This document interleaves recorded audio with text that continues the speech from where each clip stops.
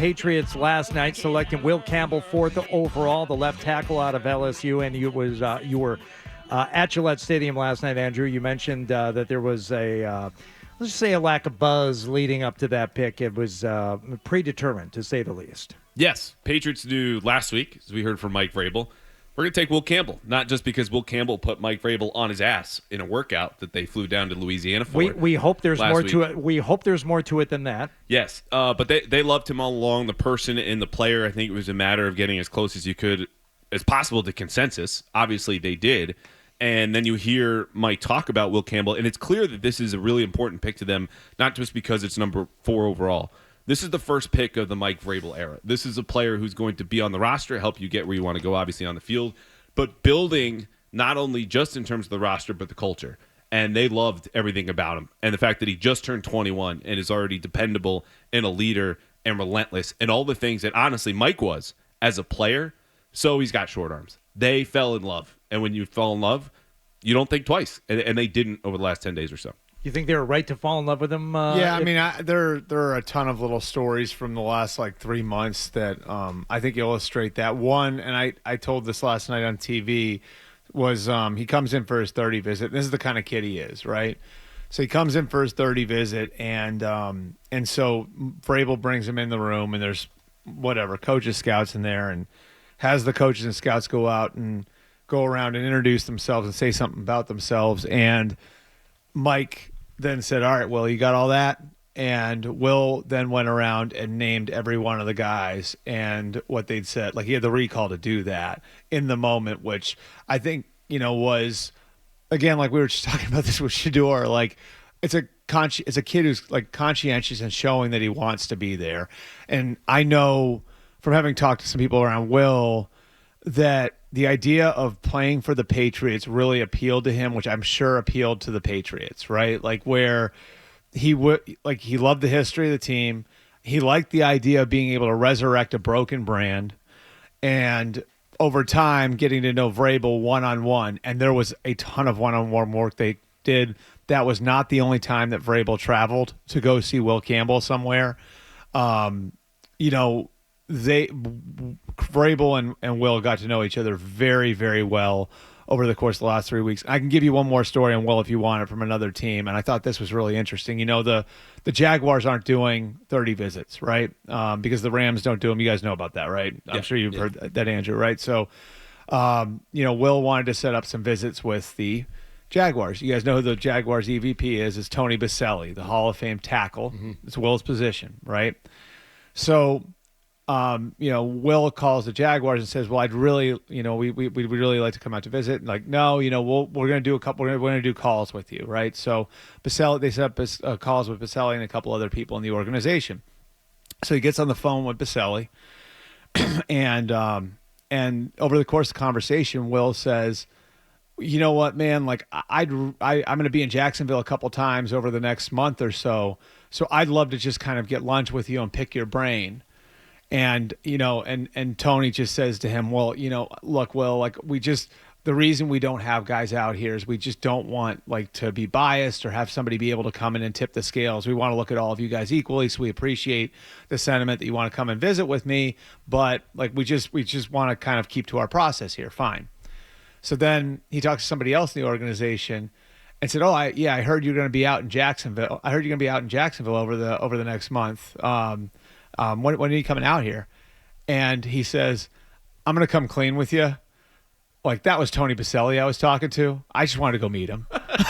So he was going to fly himself to Jacksonville for the opportunity to sit down with Tony Baselli because, of course, he wanted to impress a team that's picking on the top, but also just because he wanted to pick the brain of a guy who's a legend at his position. So that's the type of kid that you're getting, and I think that's part of how you win him over. And I do think to some degree, and Andrew, I think this is what you're getting at, you want your first pick if you're a first-year head coach to represent something and symbolize what you're looking for in players, because everybody's looking who you're paying, who you're picking, right? Everybody else in that locker room is paying attention. What do they reward here now?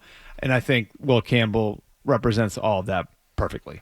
Just real quick, Bert, from a logistical perspective, do you know, did the Patriots measure his arms did they measure his arms themselves or was it just pro day combine? They have a tailor. They do that themselves, right? It's a I'm not tailor. sure. I thought I'd It's a tailor. escaped. They got a I tailor. thought we were done. It's Yeah. it's not I will say this just real quick. It's not a non-issue. Okay, like I think that's the thing. Like, it's not just his arm length; it's also his shoulder.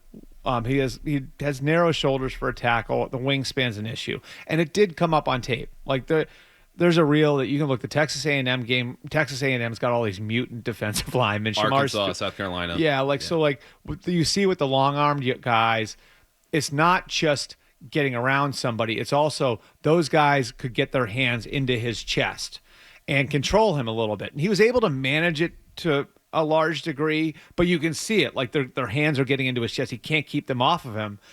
And the thought is, like, when you get to the NFL now, you're going to be dealing with people who are even bigger and even stronger and even longer. And is that going to become more of a problem? Here's my thing about that, though. If the result here is he stops the bleeding, puts out the fire that you've been trying to put out for 7 years at left tackle for the next year or two, and then eventually he becomes an all-pro guard, that's not a horrible result. It really isn't. And I know everybody's hung up on the idea of taking a guard 4th overall if that's what he becomes. But look at what the Eagles have done at guard. Look at what the Chiefs have done at guard. Those two teams have the 2 highest paid guards in the history of football. I think they're doing pretty good. So like I just look at it like it's not ideal, but what else were you going to do? You're getting a really good player. So we may go a little bit late here, but I know you wanted to touch on the other swap that was made in the first round last night, Andrew. Yeah, so the Falcons come up after taking a pass rusher and is the only team in the league that has not had a player with more than 7 sacks since 2020. Maybe you need 2 pass rushers. Okay. Bert, do you trade a future first to get to the 26th pick and one of the worst first rounds? And granted, the net of this trade was not just here's an extra first to the Rams who went back 20 spots. The net was around like a high 3rd round pick, but the Rams have now an extra first round pick from a Falcons team that's going to be starting a 2nd-year quarterback without a lot of great infrastructure, and the Falcons got an extra pass rusher in James Peirce at 26. So here's like I think what happened here is like you sort of become, it's like the way you grade the players and the way you look at them.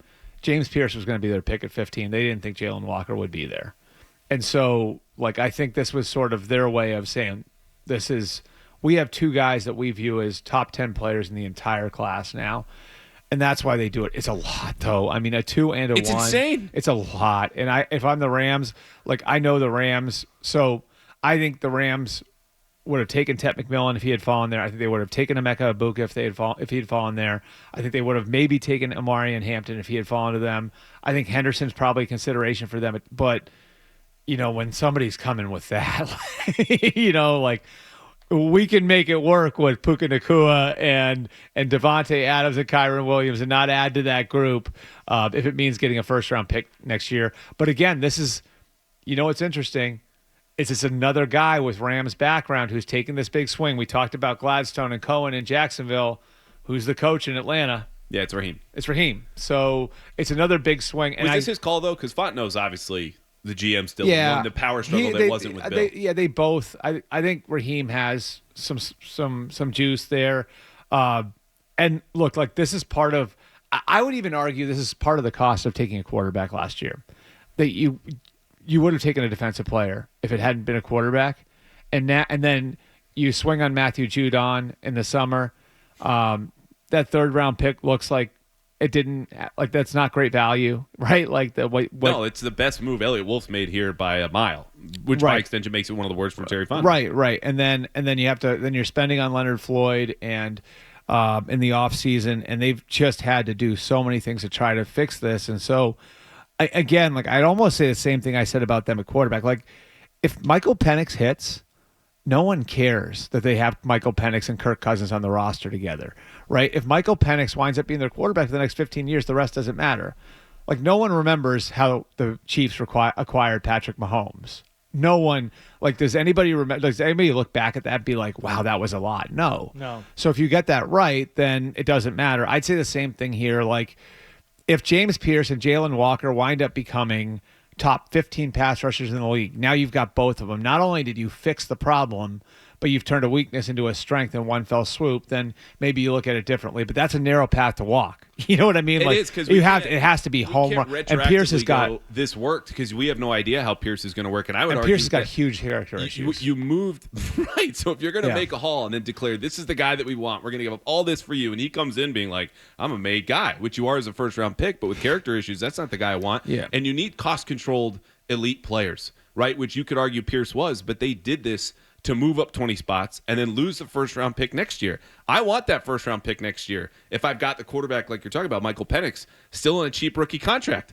And the Falcons go, F them picks, F everything. To blow that up on that year of Penix's progression, yeah, it's a lot. If you like that clip, and how could you not? Check out more videos from Toucher and Hardy here. Point slightly up and to the left. For more Patriots analysis and opinion, hit this playlist. Point slightly down and to the left. And for the latest from the Sports Hub, download at 985thesportshub.com.